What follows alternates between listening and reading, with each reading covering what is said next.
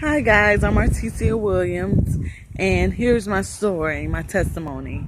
I'll try to keep it under 10 minutes to make it short, sweet, and to the point. I'm 30 years old, and I retired from the military temporarily at 25, officially at 30, and I was in the Army. I have a brother in the Air Force, another brother in the Marines. My stepfather was in the Navy. My grandfather was in the Army. I was in the Army, and the only branch that we don't have covered is the Coast Guard. And they laugh at that joke, saying that my little sister's 10, but my stepmother was like, nope, you're not doing it. I was the first in my family to graduate with a bachelor's degree, and I'm going on to get a master's degree, and furthermore, getting a doctor's degree, because I would like to be called Dr. Williams, so I can talk about my story. When I was in the military, I was raped, and I really haven't talked about it that much because it was traumatic, very traumatic. And my business analyst said, you need to talk to the people and tell them who you are, Artisia. Who is this strong, independent, black woman that I see ahead of me? Or some people say, you don't have to include black, but you're a strong, independent woman that I see today. When I was 21, I went into the military. My ex-husband at the time had a mistress that I didn't know, and he left her for me, supposedly. I don't know the whole story about that. Only God knows the truth. But what happened was he took a test called the ASVAB, which is the aptitude test, and he couldn't pass it. So what I did was I took the test, and I was like, well, let me tutor you on the test. And then the recruiter was like, why don't you take the test? I said, okay. I was really shy. I was 106 pounds. I wasn't really confident. So I was like, okay, let's try it. I took the ASVAB, got over 116, which is out of, I think, 120 points, period.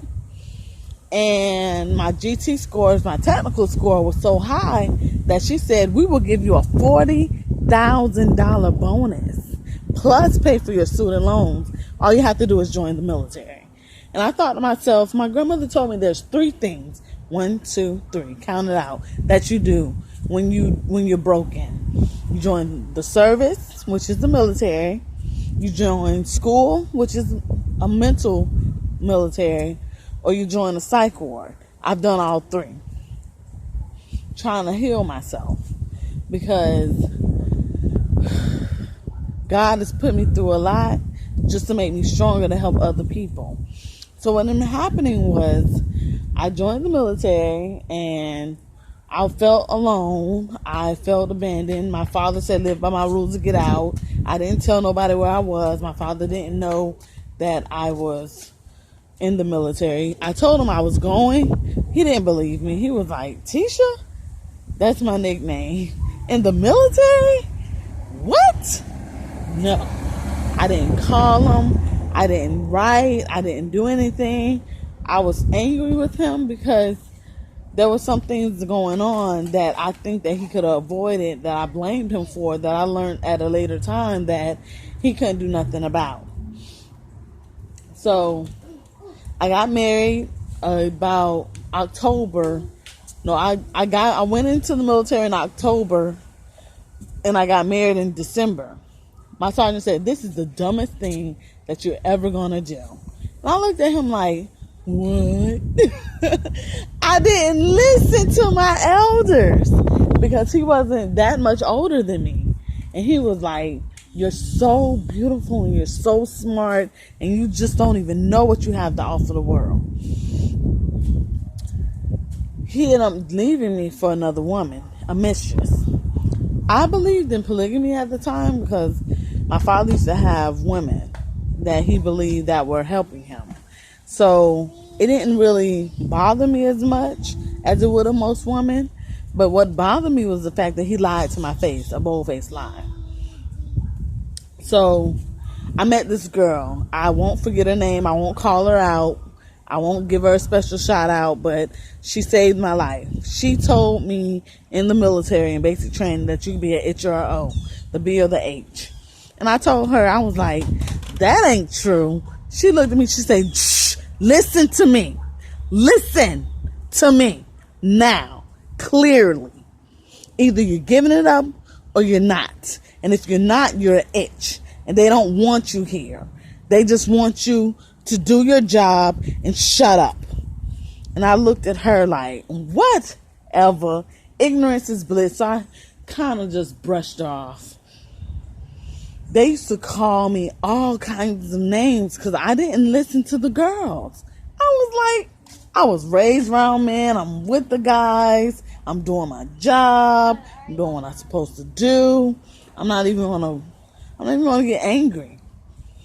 And what happening was I got raped. I didn't listen. So after I got raped, none of the girls came to help me because they were like, we tried to tell you, we tried to warn you.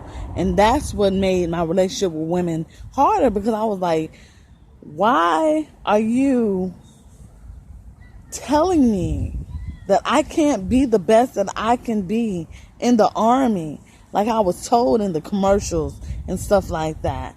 Why can't I be the best woman that I can be, the best girlfriend, the best wife, the best provider? Because they set me back because I was a woman. I had to know my place. They told me I was too dominant. I was too forceful. So making a long story short, I ended up going forward and I stayed in the military. I didn't tell anybody.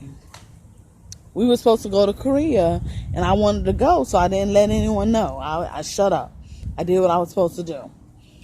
And then my ex-husband, while we were talking, he said, you're pregnant. And I looked at him and I said, I'm not pregnant.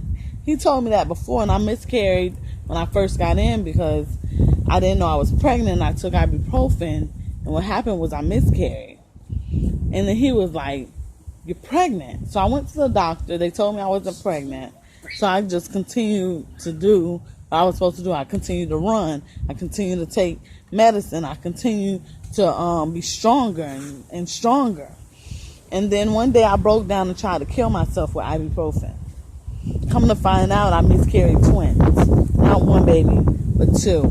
My grandmother taught me how to have a child because she didn't want me to have medication, because she knew that medication one day will rule my life. It was the hardest thing that I ever went through. It was. And God said, you know what? It's not your time, baby girl.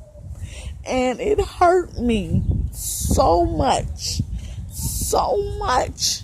I broke and lost my mind. I was in the psych ward for 3 months trying to get it back together. And God was like, come on, baby. Don't die.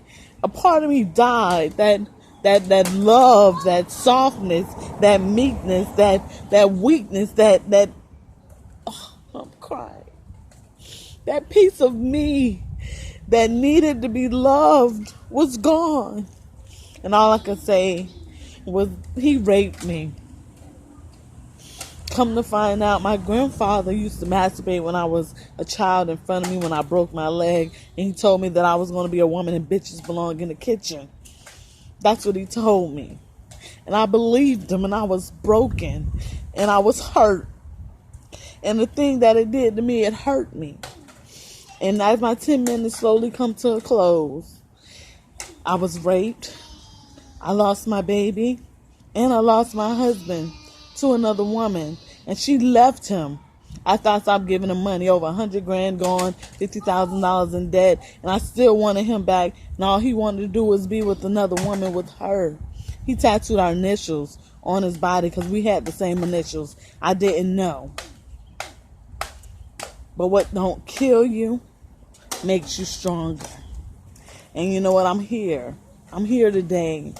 I'm alive. I'm breathing. I'm moving. And I'm telling my story.